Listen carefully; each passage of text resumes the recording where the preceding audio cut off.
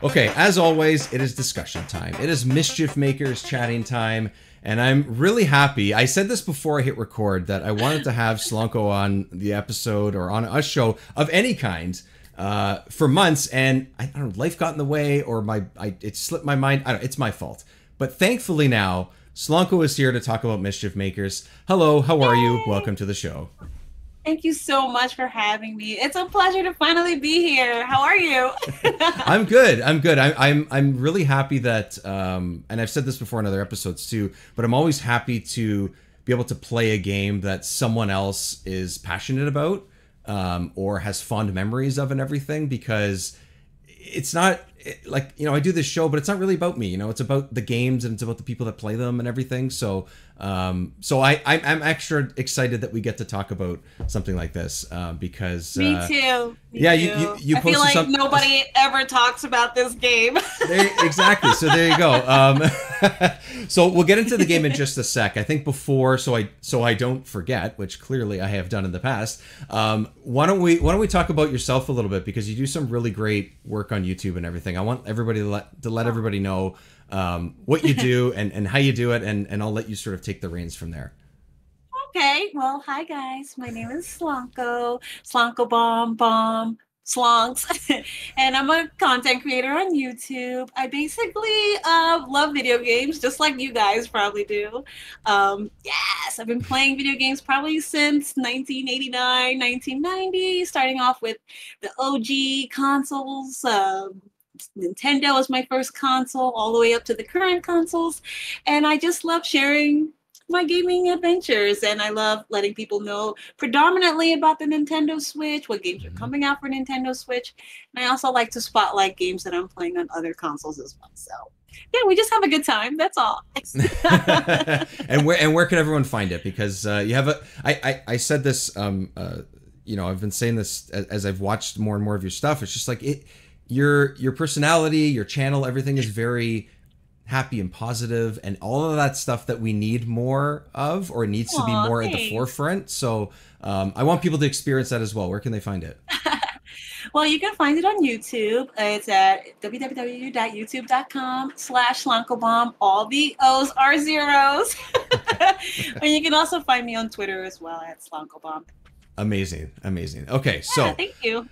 You mentioned that you've had all this long experience with video games, as many people have, and the N64 is either a big or a small part of it. I'll ask you. So let's talk about the 64. Let's talk about, before we get to the game itself, what was your experience with it growing up? What is it sort of now? Was it a long-lived thing? Was it brief? What kind of games did you play growing up? Let's get into that first. Well, I love Nintendo. Actually, my community, some of them call me Nintendo Mama. So Nintendo 64 was, I know.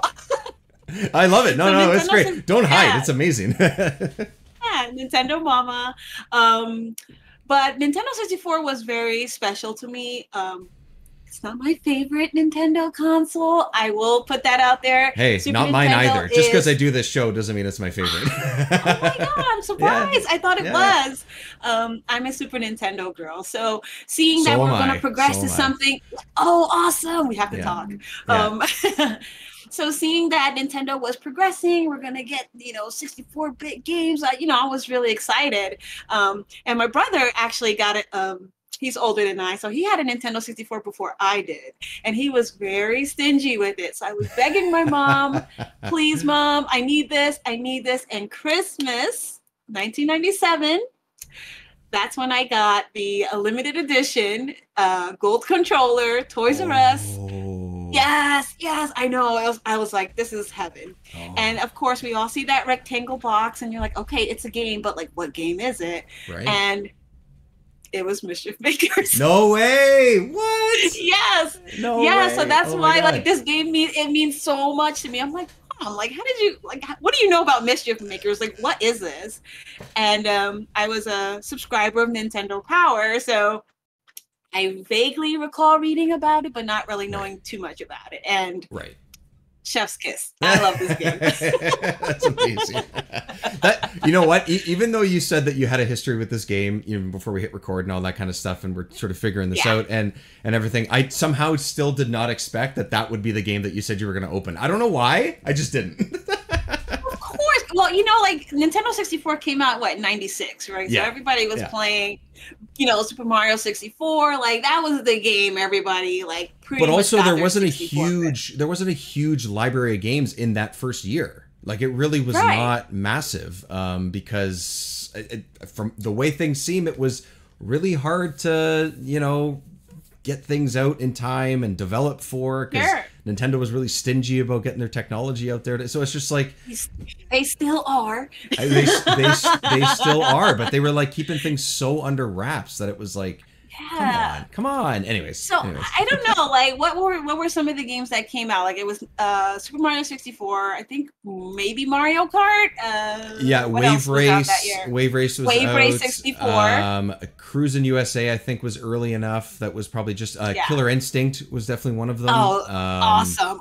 Yeah. It's like Killer Instinct Gold too. So it was like this. Yeah. It was amazing. Probably. There wasn't that many. Shadows of the Empire, Star Wars was a really early one, and then Mortal Kombat Trilogy, and that's kind of like the there wasn't. That was it. Yeah. That was it. So everybody in my neighborhood was either playing Mario Kart 64, Killer Instinct Gold, Wave Race 64. Okay, fine. And that's all dandy. But I tend to really love platformers. I've always played platformers. Right. I pride myself in being pretty decent at them. Nice. So that's why this game really means a lot to me, because it was literally right up my alley, and it was just such a great surprise to me personally. Does it still sort of feel that way now? Is it mostly off memory? Is it sort of like have you played it since, and have you played it enough since? Like is it mostly a nostalgia thing? And that's totally fair if it is, because believe me, there's lots of games on like NES and Genesis and stuff that I've played that, you know, I pick up later. I'm just like, I liked this. Okay. Are you sure? Yeah. I would say for me, nostalgia is a hell of a drug. It's for me. It hits so bad for me. I haven't played this game probably in about 15 years. Yeah. So I'm pretty sure I would love it still to this day, but I can't say for sure if like the mechanics still hold up and such. Again, I still play plenty of platformers today, so I'm still thinking I would love the experience as much. Well, it depends. There are some things about it that I'm like, I don't know if I can handle it anymore, because that game, there were some challenges with it for sure. What stuff stands out, or what stuff do you remember like that? So the game. So I don't know if you haven't beaten the game yet, but I did finish it. Oh, you did? I did. Yeah, I did it. Yeah. Okay. Yeah. Awesome. So there's these gems you have to collect, and in each stage there's gold gems, and they're either hidden or whatnot very well. They're harder to get, really. Blah, blah, blah. Yeah. They're so much harder to get, but with the bosses, you have to defeat the bosses without getting hit, and that part really. I don't know if I have the patience anymore. When I'm like 13 years old, I had the patience, I had the skills, I had the reflexes to dodge missiles and whatever they're throwing at me. And let's be honest, you had the time. the time too. So, that part really is not the most appealing to me. I used to be more of a completionist, and now that I'm a lot older, it's, you know what, let me just get through the game. But also a part of the game is you have to get all of the gold gems in order to see the complete ending of the game.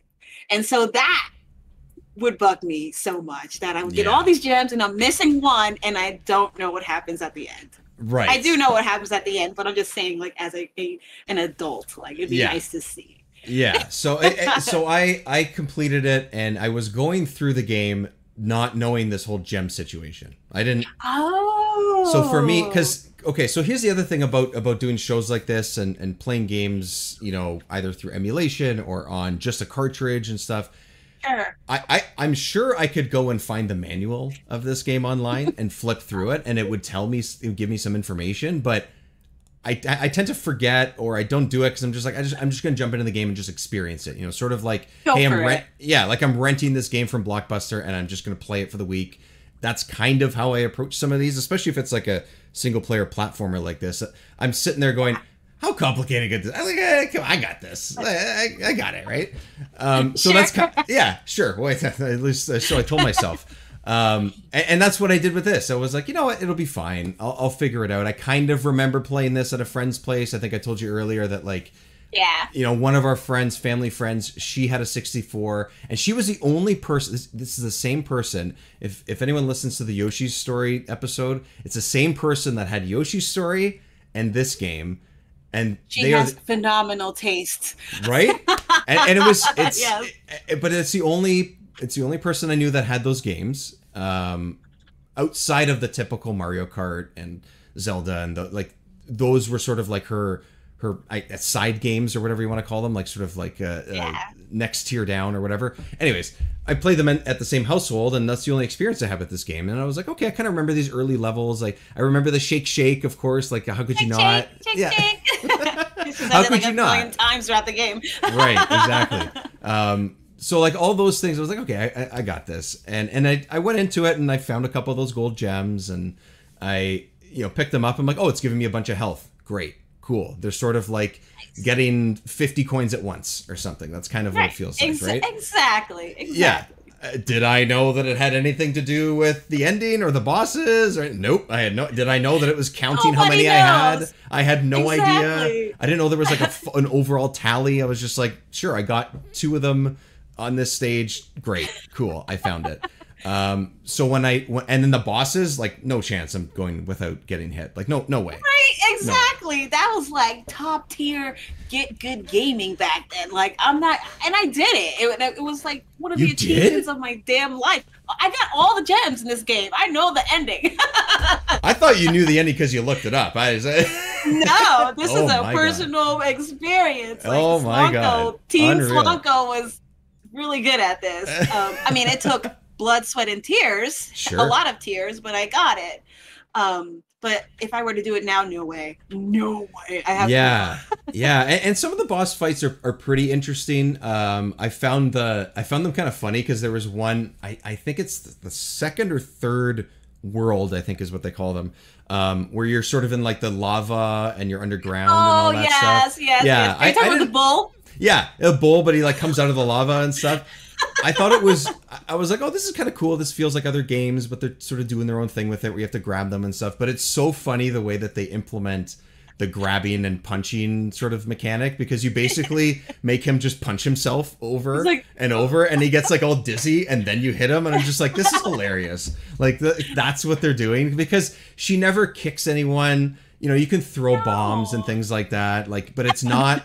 It's all cartoon violence, which fair enough. It's sort of anime and everything. But just the fact that you're literally throwing a fist back at this guy's face, I was like, this is great. This is so funny. That's what I'm saying. Yeah, I really enjoyed sort of some of those like silly elements of it. It doesn't take itself seriously. It's a little too over the top anime kind of thing for me, which is not usually my bread and butter. So I think, I see. It just is, that is what it is. That's a very personal thing. Not everyone has that experience. I'm not sure about yourself, but I was like, sometimes I was like, what is going on here and why? I want to, the whole anime thing, like I think I also read that they weren't sure that this like type of material would even mesh well with the like North American audience. But I will say what was really weird is like, this guy is like 80 years old and he's kind of like thirsty for this. Oh my God. Like, is this okay? Is this okay? No, it's not. Well, when you're like 14 years old, you're like, okay, this is like, okay, it's just the game, fine. But like, when you look at it with adult eyes, it's like, it's a pervy professor that like, I don't even know what he wants to do with her, but like, okay, you just shake it off and play the game. Like literally shake it off. literally say shake, shake, and keep going. Yeah, like why are you saving this guy? Like why are you saving him? He's a creep. Okay. What are you doing? Such a creep. Such a creep. And it's right off the bat too, right? Like I didn't. I did not remember that part at all, but it's like literally the opening. I guess you could call it cinematic before you even press start to play the game. It's him like creeping behind her, being like, ooh, with like his hands. I'm like, what the fuck is happening? She knows that she's not about that life. So she like throws him away. 100%. So she's smart enough to know. Yeah. Like she's smart enough. She's badass enough. She has the abilities, all that. Great. I like that. Like she's great, but why bother saving this guy? He's not, he's your creator, I guess, is sort of the story. So, okay, there's some sort of like, Frankenstein attachment thing to it maybe or something. I don't know. Sure. But I don't know. Loyalty to a fault, honestly. Because I'm like, what is the appeal here? Girl. I don't know, man. And then when you get to the end, I don't know. So I didn't get a certain like full ending or whatever, but it is related to what we're talking about. So I think I looked this up, but I think the full ending is just as creepy and just as weird.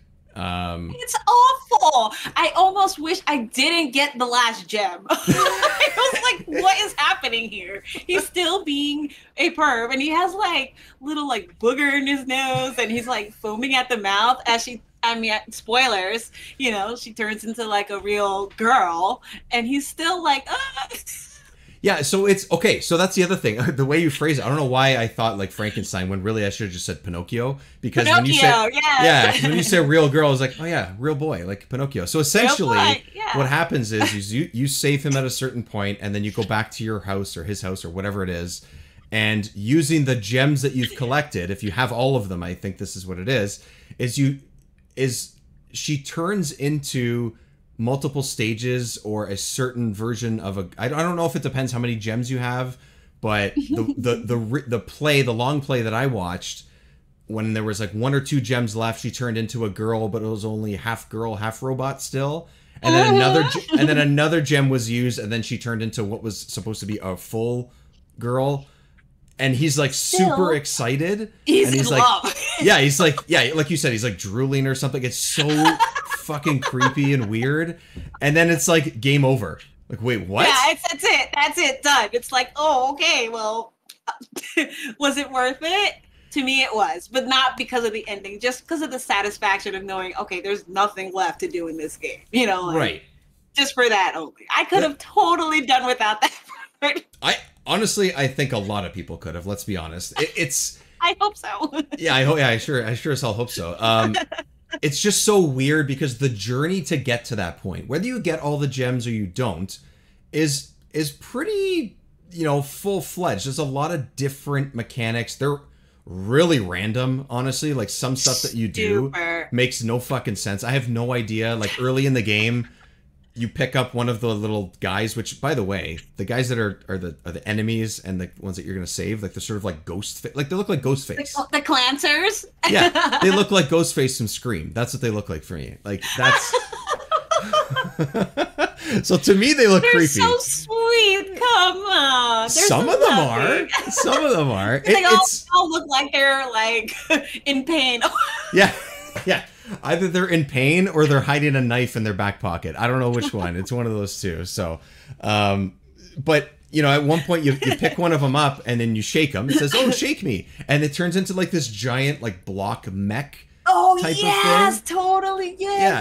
That part's so awesome. Yeah, it's pretty cool because you're doing something different. Like there's a lot of different ideas in this game, which is really fun. Oh yeah. Why it's happening and why this guy just needs to be shaken to turn into basically a transformer, I have no idea. But I'm like, all right, I'll go with it for the next like 45 seconds of the level, because really the levels are really short and everything. It was so short, It was so short. I mean, the game is like, I say it's like very chaotically cute. Like there's just so much variety and there's just so much involved in the game. Like first you'll just be going from point A to B. Then the next stage you're riding on a kitty, and then the next stage you're on a missile, trying to balance it out with your weight, and then you're on a bicycle. It's just I was gonna say you're a little kid on a bike. It's just like what is happening?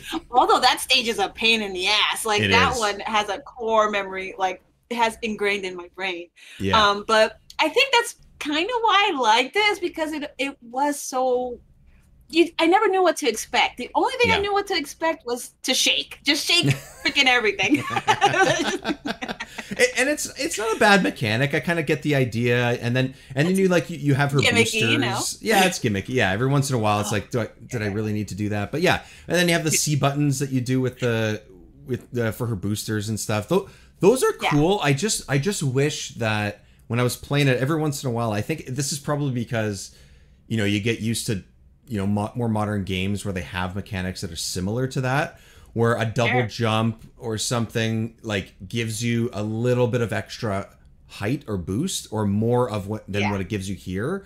So it's almost like you have to do this combo of like up and right if you want to get to a higher ledge on the right. You don't just press double jump. You don't just press jump and up C. So it's sort of like this. It took me, I think, the entire first world, which is not super long, but it took me a while to be like, okay, I get how this works now, because it's almost like the jetpack is underpowered in some ways, and I think it only feels that way because like I said, I think it's just because we're used to other mechanics in newer generations of games. I think that's really it. I don't think that makes the game any worse. It does make it a little frustrating sometimes because some of the jumps are a little bit like lackluster, it feels, and everything, but.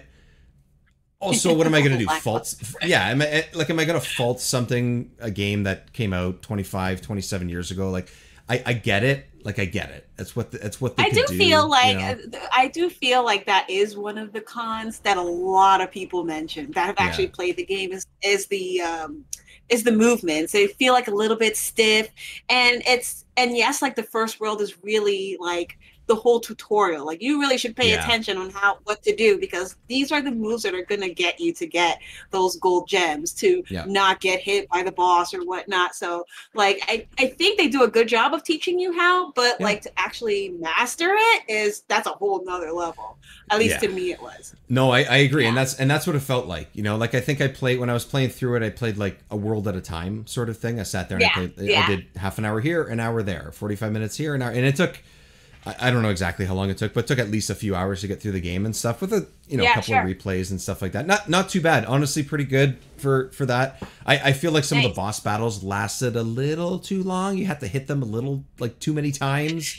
I was like, okay, I get it. I'm punching the bull 5 times in the face. I get it. Okay, all right, 15 times. Okay, all right, 25 times. It's just felt like a lot. It's a lot of like pattern recognition too. Yes. It doesn't change, but as you go along, it does get like a little bit harder. I do remember the bird, Falco. Yes. The damn sword. Oh my God, this bird drove me bananas, and that was actually probably one of the last gems I could get, because there was no way I could get through that without getting hit. He does like this like spinning thing. Oh God, there's a lot. Yeah, there's a lot of moves that are yes, like you said, pattern recognition. But every once in a while, for some reason, I'm like, okay, I played them a couple times. Like this one in particular, actually, now that you mention it, I was like, okay, I played this a couple times. I think I got it, and then somehow I didn't get it. Like I was just like, what is going on with my mind? How did I not? I knew that was going to happen, and yet here I am. Sitting there like an idiot. It's like that period where you're like, you've been playing for so long and you just start sucking more and more and more. And then you're like, let me just put it down for like a day and come back to it. Yeah. You get it eventually. Well, yeah. And for someone who was such a completionist on this game, I can imagine that at the time you probably had to, right? Like there's no way you could just 100%. But back then I totally had more time too, and I had more patience, and I had more drive to actually want to put myself through that pain of not wanting to get hit. Like I could beat the boss, but take it up a notch and not get hit. That's impressive. To me, that kind of stuff is really impressive in games in general. It's almost like speed runs and stuff, like those types of things I cannot wrap my head around. But I actually would say that going through a game like this, not getting hit, collecting all these things is not that far off. Yeah, you could repeat it, and it's not a quote unquote speed run, but it's an impressive feat to be able to do it. Doesn't matter when you do it. Doesn't matter if you're 13 or if you're 30. Like, it really doesn't matter. Some of these games, man, like, you know, we just played Jet Force Gemini, and like, Nice. you have to, in a similar way, you have to collect all the tribals to get to the final boss.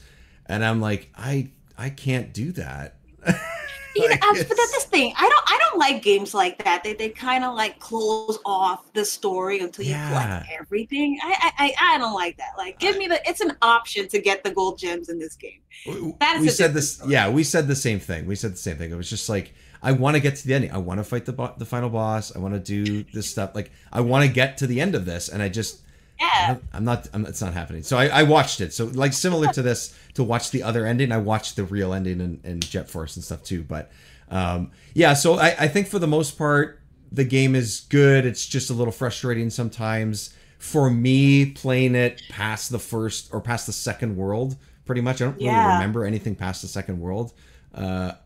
Was cool to experience, so that was fun to go back to and be able to like so it's so strange how this game I played so little of like 26 years ago, and I still remembered certain things. Like, why? Like what?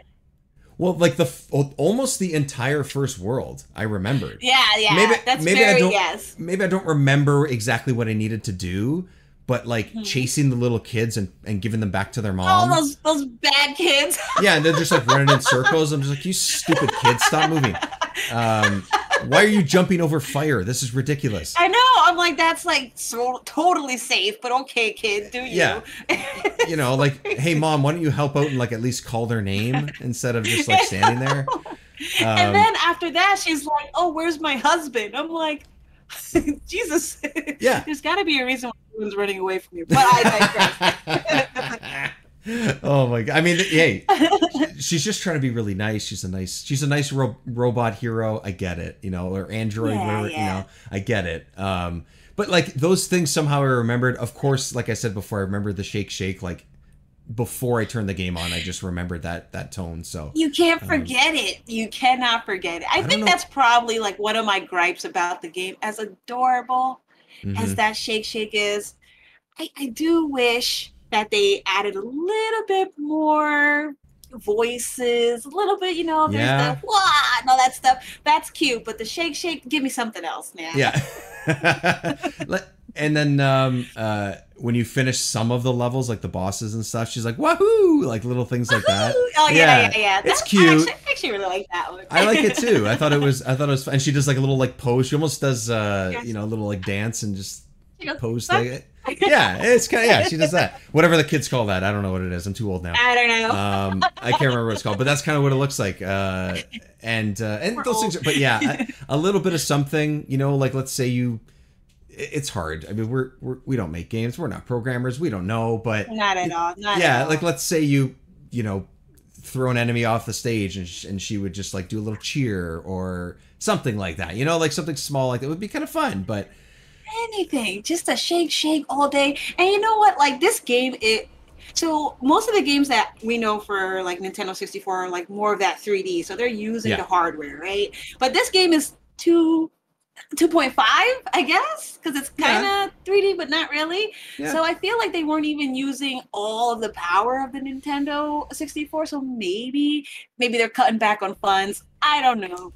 But they could have done a little bit more with it. It's a platformer. It wasn't like a 3D open world kind of game. So I feel like they did have space to kind of play with it more, maybe be a little bit more, you know, with the voice acting and such. But it's not bad, but I feel like they could have done give me a little more than shake, think, you know? Yeah. I think that's my complaint.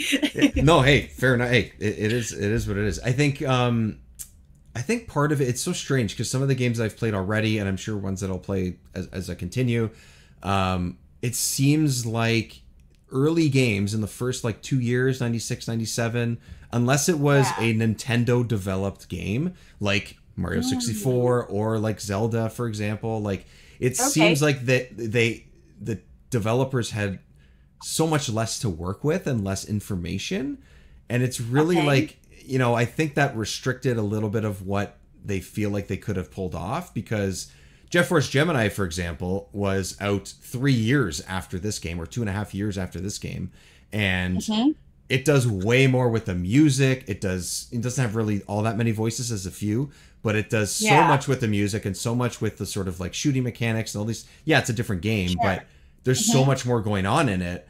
I don't know that game could have been made in 97 like this one was. Like, I don't know that they could have really. And I'm just, you know, grasping at straws here. I don't really know 100%, but it feels like when I look up the development of these games and I look up the year that they're released, like if a game is starting to be developed in 98 and comes out in 2000, and then this one's starting to be developed in 95, it's tough, right? You can't. I agree. I wish there was more. I don't disagree with you at all. I think it would like elevate the game for sure. I just almost wish that the game came out in 98 or in 99 and it would have had that, I think. True. And from what I know, like the guys that made this, I think it's Treasure. I think it's like literally like such a small group of people who probably had to wear like many hats to develop this game and such. So, and it's funny, like those guys, they worked for, I think, Konami. Yes, so a few of them did.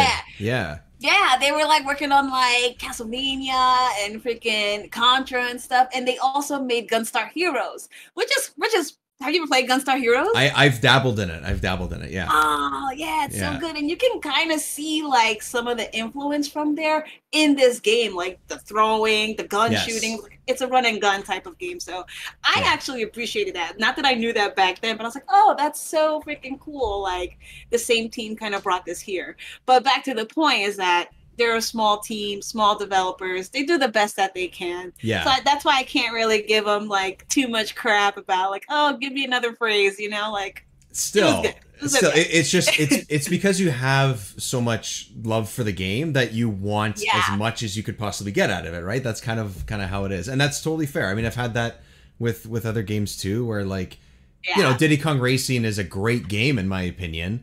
But do I wish there was like more characters or more tracks? Yes, sure, fine. But that's because I love the game and I just want to keep playing it. Like that's why, you know? Exactly. Doesn't mean it's a bad game. Doesn't mean you like it any less. It's just I mean, we can have like, you know, gripes about a game. It doesn't mean that it's terrible. You know, like I said, like what game's a 10 out of 10? You know what I mean? Especially on the 64. That's another podcast, guys. But I also feel like the reason I kind of gravitated to this game is because and I know it's Nintendo 64, so we're supposed to kind of move forward, but it kind of reminded me of a lot of Super Nintendo platformers, I guess. Yeah, sure. And so like I did enjoy Super Mario 64. I did, but I played that game like a few months ago and I hated it. I hated it. I said there's too much happening. I just want to go left to right almost. Like that's just where I thrive. And so like it just reminded me of those Super Nintendo platformers, you know, like Mega Man. I thought it was Mega Man's girlfriend when I first saw this shit. Hey, that's totally fair. That's totally fair. I could see that. Yeah. I mean, you know what? Right? I enjoy Mega Man games, but man, I suck at them. I am so bad at suck at them so bad. They kick my ass all the time. It doesn't matter which one it is. I think I had X or X2. I don't remember exactly how they did it for Super Nintendo. I had one of them where you could play. Oh my god, this is terrible. What's the guy with the sword? Is it Zero? Is that his name? Zero, yeah. Or you could play as him. I was like, oh, cool. I got a Mega Man guy with a sword, like that's or a blade or whatever. That's kind of why I liked it. But did I ever beat it? Probably not. I probably beat like 3 bosses, those and games that was are it. like So murder. And they're supposed to be. They're supposed to be difficult. So like they've historically always been hard. Like, oh, my little Mega Man's here, by the way. Oh, I just broke him, but he's here. Oh, hey, nice. Yeah. But yeah, like I played 2 a few months ago, and I was like, oh, how the hell did we do this back then? It's just so damn hard, you know? Yeah, I agree. and this, like you said, I think Mischief Makers has aspects of those games. Like you can see that there's influence there. You can see that there's similar ideas, and yeah, okay, Yeah, the yeah, core mechanic of like grabbing something and throwing it, I think is pretty cool and different, and I like that it had that. Um, yeah. but the other, like the actual like jumping and the boosting and things like that, like yeah, it feels like a 2D platformer from a couple years prior that would have been on their Definitely. previous console, and that's not a bad thing because, like we both said, the SNES is fucking amazing, so that's all good, Amazing, isn't it? amazing. And I think that's where I was like thriving. I was like, oh, this is just like a glorified 16-bit, game on my new system. So I'm just gonna rock out and Yeah. have no complaints. And It's you so good. kicked its butt, so there you go. It's awesome. I really Amazing. think it's such. I don't even want to say it's underrated, but it's more like I don't even know. It's I unappreciated. I think Yeah, yeah, and just its impact on. yeah, exactly. I don't think it's a home run personally for the like the gameplay wise and everything. Like there's aspects of it where I'm like, okay, I don't love this, but I don't think that it's a game that people should avoid either. So I think it's a really good sort of like, No. for me it feels like, and again, I am not far into the library of the games as of this recording, but it doesn't really matter. Like I feel like it's gonna be somewhere in the middle. I feel like it's gonna be somewhere in the Yeah. middle for me, and that's totally fine. That's it. It is what it is, and Come it's on, at least top 10. Well, you have so many to go, so wait, well, that's the I'll wait. thing. Yeah, yeah. Wait, just wait a couple decades before I get through this entire library, I guess. It's again, God willing, I'll be around. yeah, yeah, me too. But there's lots of there's not that many 2D platformers at this point, and this is going to be Mhm. probably definitely one of the more unique ones for sure. And Absolutely. on a lot of different ways, and that's enough for me. Is that right? It's unique. It's 2D. It doesn't always have to be the same as everything else. Just because you have 64 bits doesn't mean you Yeah. have to go 3D. And for the most part, I think they did a pretty good job with it. So yeah, Thank you. Let's that's give Mischief Makers its flowers. I do have one question though. yes, What do you think about using the D-pad as opposed to the sticks? right. Being that it's on, Nintendo 64. So here's, yeah. So the fact that it's on 64 and they didn't use it feels strange because it's like, why wouldn't you just utilize what you have? But I Yeah. also am this type of player, and this is probably because I had a Super Nintendo, played a lot of NES at friends' places and Genesis, and like Nice. when there is a 2D platformer, even nowadays, like even difficult ones like Celeste and Oh gosh. Dead Cells and things like that, like those. Yeah. I mean, it's not quite a platformer, but you know what I mean. Those types of games. Even if it's a new Mario game, even when the new one comes out for Switch, when it Can't wait. I mean, too. When it comes out, if it allows me to use the D-pad, I will default to a D-pad on a 2D plane for a game. So Totally. I'm Makes total. sense. I am totally fine with it in this game. It doesn't bother me. Not utilizing two of the more unique aspects, I would say, of the 64 controller is a little odd. Like no Z or Z button, no joystick. Okay, fine. Yeah. But as I'm playing it, I'm not like sad about it either. So I'm like, it's, oh man, I can't use the but use the stick. Oh, that sucks. yeah, and I don't know what it is. Maybe because it's a 2D plane, like my mind goes to, well, I don't need to go diagonal because it's on a Sure, 2D plane. exactly. So that's why I usually never use a joystick unless like the game really wants you to for certain maneuvers or something. Okay, fair enough. That's fine. I can probably pull it off better with a joystick no Right. matter what console it's on. But I just, my mind has a hard time wrapping itself around. This is just old me, old man yelling at cloud, Old us. Yeah, it just Back just in our not day. exactly. So I think that's part of it. So yeah, it's a little strange, but didn't bother me. Didn't bother me. I don't know. Yeah, it's not like game breaking or anything of the sort. No. Actually, makes it. I mean, it's not a problem at all. But Yeah. I know people are like, "Well, if it's on the Nintendo 64, how come we're not using?" You know what I mean? Well, one of my favorite 64 games and games in general of all time is WWF No Mercy. I just love No I mercy. love that game so much. That uses the D-pad on a 3D Yeah. game, and it There never you go. crosses my mind that it's a problem. It never was then, isn't now, and I will play that game for days on end. I absolutely love it, and That's awesome. it's not a problem. So It is. Yeah, it's It's not a fine. problem. It's totally fine. Yeah, It's all good. perfect. That's all I need to hear. Well, Slanko, I want to Cool. say thank you for coming on and bringing this game. Honestly, when I get to play something that is this unique, when I get to play something I have very little experience in, and someone, like I said off the top, is someone that's passionate about it. Thank you for bringing it more to the No, forefront. no, I'm proud to be a Mischief Makers ambassador. I hope if you can get your hands on this game, that people actually give it a chance, especially if you really appreciate platformers. I think personally, it's in my top 10 on Nintendo 64, Amazing. hands down for me. Nice. Yes. Thank you so much for having me. This was awesome.